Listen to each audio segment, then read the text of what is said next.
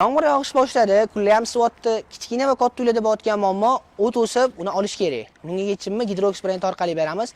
Gidroeksperimentimizdan maxsus gazon uruvchi apparatlar, ya'ni gazon kassilkalarimiz va maxsus trimmerlarimiz haqida gaplashamiz bugun.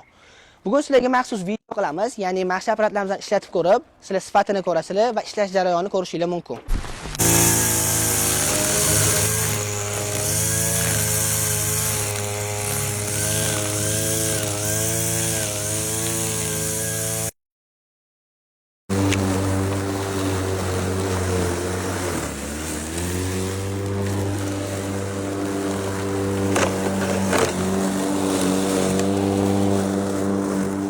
Kela mahsulotimizni ham ishlash jarayonini ko'rdinglar, qanaqa o'tlarni o'rganni, qanaqa hol kelganini ko'rishingiz mumkin. Mana o'rilgan holati va birinchi trimmer orqali o'rilgan holatimizni ko'rasizlar.